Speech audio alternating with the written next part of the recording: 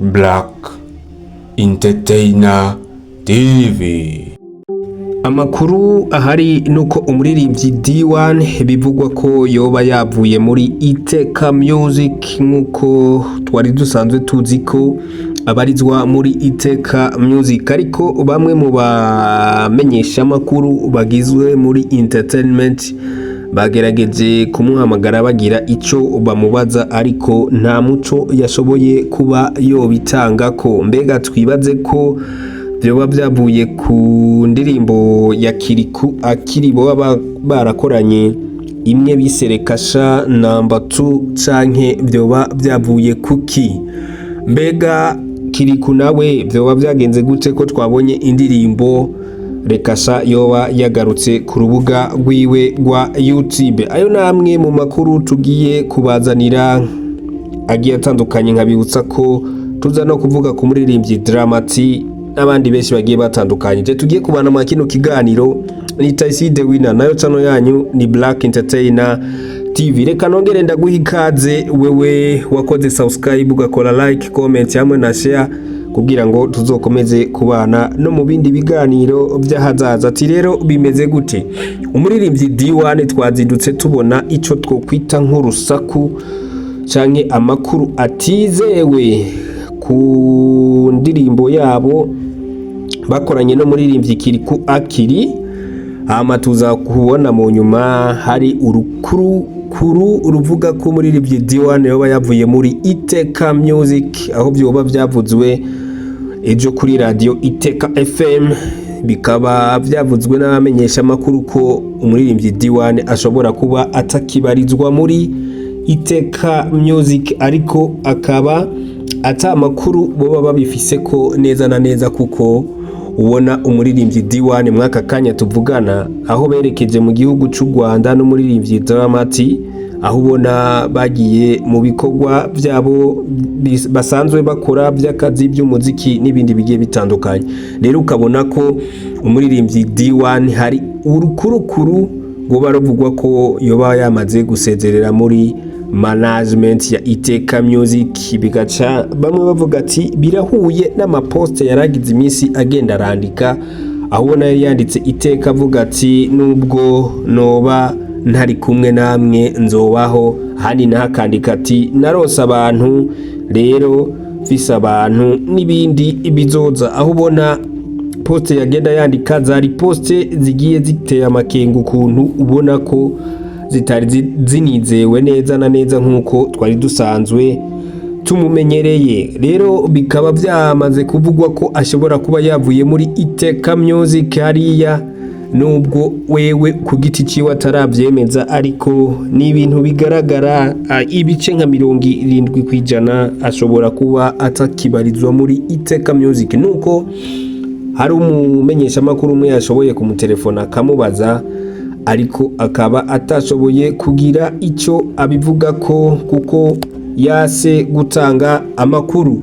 Rero tukibaza why none byo bavyagenze gutyo? Byo byavuye ku ndirimbo boba bakoranye na Kirikou iyo biserekasha, byo bavyagenze gute? Kuko ndakwibutsa ko ku kiganiro nabahaye bushize nari nababwiye ko indirimbo rekasha bayikuye kuri YouTube, ngira ngo bivanye n'amasezerano baba baragiraniye n'ibindi byinshi tutokwirirwa turagarukako, ariko kuvaho indirimbo rekasha igarukiye kuri YouTube, ubu mwanya tuvugana ikaba kuri YouTube ya Kirikou iriko indirimbo yagarutse, ariko niho twace dutangura kubona ibomborana ry'amajambo rivugwa ko umuririmbyi D1 yoba yasezeye muri Iteka Music. Mbega ari kintu rero nje ngaha ngomba kubanza ndababaze mwebwe nk'abafana b'umuziki, mbega byo bari byiza ko nimba yari yakoranye neza na Kirikou A Kili yoca asezera muri Iteka Music, cyanke bakubise uwashaka kurira? Mu gihe byo bari byo, mu gihe bito bari byo, naho boba bariko barabihuza na showbiz kugira ngo indirimbo yabo irabwe cyane, narijya ubona ko itari iri kirarabwa nkuko vyari byitezwe, ariko hamwe byoshika bikaba ari byo, je simbona ko yari impamvu yotuma basezera umuririmbyi wabo nk'umuririmbyi nka D1 nk'ukuntu yarari umukozi, kuko even now niba ashobora kuba bavuga ati turamusezereye kugira baze baronka uwundi muririmbyi akora ibikorwa nka D1 w'umwanditsi mwiza aririmba neza, bizoba bigoye pe. Ariko ni n'intambwe idasanzwe canke n'urugero rudasanzwe aho ubona management ibana n'umuririmbyi imyaka 5 yose, ukabona nta nduru zigeze ziba, nta kibazo na kimwe, bakavana neza. Ariko abaririmbyi benshi bakunze kuva mu management ugasanga hari ibyo bidoga mara ngo batabakoreye neza, mugabo nibaza ko D1 hano hantu wewe azovuga ati nararose support ikwiye, rero reka nkore career yanje ku giti ciwe ubwiwe. Hama nka ikindi kintu abantu bibaza, ese D1 azoguma ari kucata nkuko yahora canke azobanza kwame kidogo?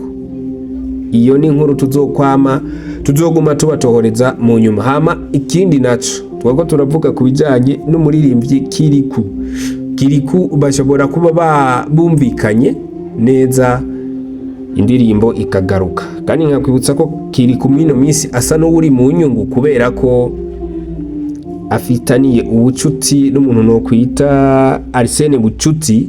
Nawe nkabwira Arsene Bucuti ko ari umuntu asanzwe azi ibintu byo kwamamaza cyane, no kuvuga hano Kirikou nawe nyene araza kuharonkera akoyoko. Ariko rero ntituramenya ko azoca ba management wiwe canke bazoba bariko barafashanya bisanzwe nkuko babikoze. Hama nkakwibutsa ko nari nakubwiye ko dusimbira hariya ku muririmbyi Dramati Baby Killer Isha Boy Drama. So umuririmbyi Dramati yasimbiye mu gihugu cy'u Rwanda. Nkwibutsa ko yari yasohoye cover y'indirimbo yiswe Ihorere agomba gusohora, aho ubona ashobora kuba ari byo bikorwa yagiyemo hariya kwa Bobo Pro on the beat ama Element L muri mastering, ukabona ko ibintu bishobora kugenda neza. Rero umwanya n'umwanya umuririmbyi Drama mitege gishasha kuva hariya muri ku kwezi kwa gatandatu.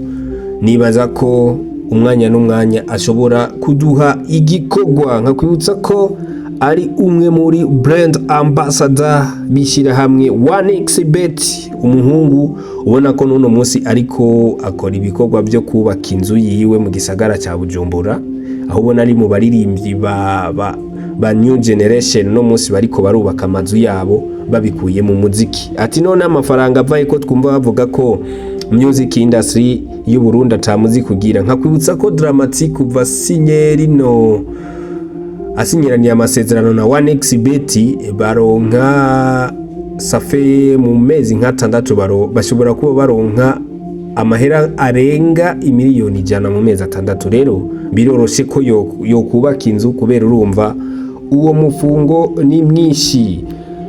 Je twari kumwe ni wa muhungu wanyu nanone, ariko nkwibutse uze gukora subscribe, ukore like, comment, share hamwe n'ibindi byose tuzoza turabashikiriza. Muzokomeze kubana natwe. Ciao ciao.